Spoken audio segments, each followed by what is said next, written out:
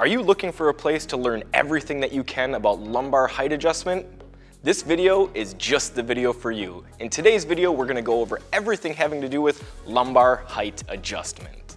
Hey guys, it's Ryan with BTOD.com, and today we are going to be talking about lumbar height adjustment. The lumbar is your lower back, specifically the curvature in your lower back, and we're just going to talk about what lumbar height adjustment is, why it is important, and then show you some examples of how it is used. So what is lumbar height adjustment? It is simply giving you the ability to move something in the lower back, whether it's a pad or a plastic insert, whatever it is, to move the curve up or down so that it aligns specifically with the curve in your lower back. Now, why is this important? It is important because one of the foundations and principles of office ergonomics in an office chair is that your spine is properly aligned and your lower back is properly supported to the specifics of your lower back. And height adjustable lumbar support really helps to achieve this and therefore gives you a much more ergonomic experience. So, when looking at lumbar height adjustment, there are three main ways that manufacturers go about implementing this adjustment, and I've got three examples up here to highlight the differences. We've got the Steelcase Think chair, we've got the Freedom chair from Human Scale, and then we've got the Nightingale CXO. Now, the first one that we're going to look at is going to be the Human Scale Freedom chair, and this is going to use a back height adjustment in order to adjust that lumbar support. So a lot of chairs will just have a specific lumbar adjustment system. On the Freedom, another chair example would be the Ergohuman. You literally just adjust the height of the entire backrest to ensure that that lower curve is properly placed for you. The next system that we're going to look at is a pretty common system where the activation is going to be on each side of the chair, and the Think is going to be our example of that. So it's got two tabs on the side. You can just grab those tabs and then you slide them up or down, and it's going to move the plastic piece inside the backrest to the position that you would prefer it to be.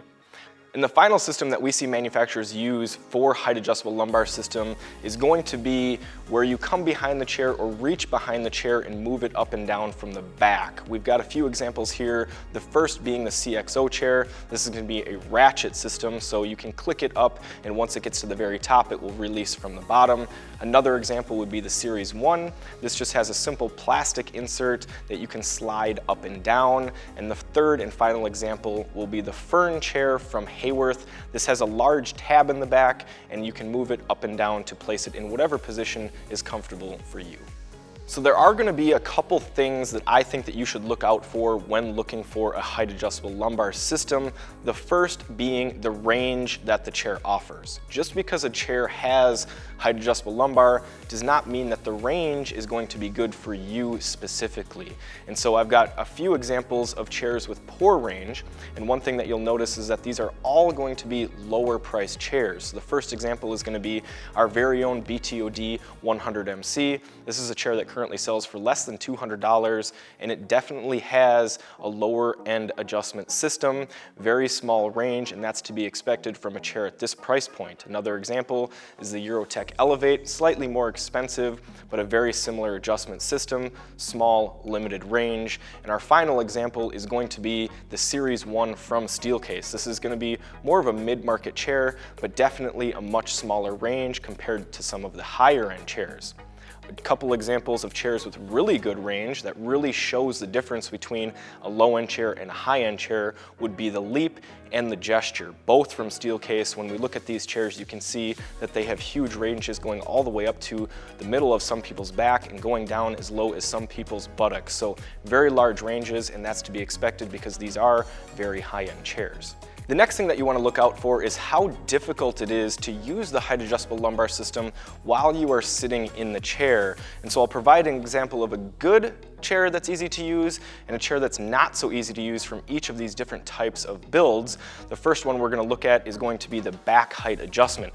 When we look at the Freedom chair, it's very easy to move the backrest up and down while you're sitting in the chair, which really lets you dial that in while you're seated and you don't have to check it over and over again.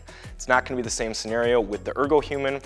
It's going to be hard for some people to reach up and release those tabs and move it to the various positions, so the easiest way to do it is from behind the chair, but then you have to re-sit down in the chair and see if it fits, maybe adjust it again, and it's definitely more time consuming than a chair like the Freedom.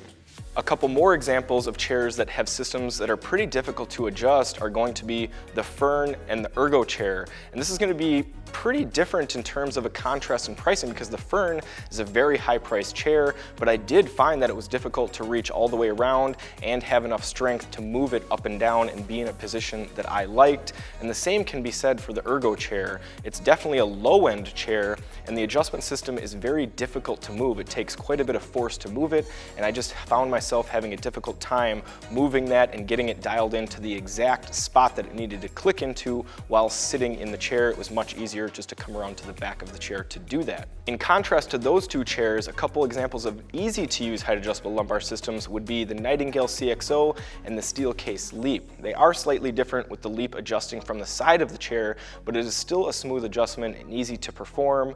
The CXO has a ratchet system from the back, but it's very easy to reach, easy to click up, and definitely easy to reach the very top all the way to the bottom. So both of those chairs you can use while sitting in the chair, much more advantageous than having to get out of the chair to make those adjustments. And the final thing that I want you to think about is just because a chair has height adjustable lumbar support does not automatically mean that it has better back support or better back comfort than a chair that does not have a height adjustable lumbar system. Chairs are not created equal, and oftentimes you get what you pay for. And if you're going to get a lower end chair that has height adjustable lumbar support, there's a very good chance that it's not going to be as supportive as a higher end or a mid-grade chair. Two perfect examples of this would be the Eurotech Vera and the Human Scale Differient Smart. Neither of these chairs have any type of lumbar adjustment at all. No depth, no height, and both of them tested very well in our office for back support. We can contrast that with chairs that do have adjustable lumbar support, like the Ergo chair, which tested very poorly in our office for back support and back comfort. So definitely think about all aspects of the chair, not just whether or not it has it or doesn't have it. You need to consider other factors like the shape of the back, the quality of the materials, and how you are going to be using the chair and sitting in the chair every day. And that's going to conclude our video on lumbar height adjustment. If there was something that you were really hoping I would cover in this video and I missed it, first, my bad, but second, leave us a comment, reach out to us, and we'll make sure to get that answered for you. I would really appreciate it if you liked the video, subscribe to the channel, ding that bell. You'll be notified every time that we upload an office chair adjustment video.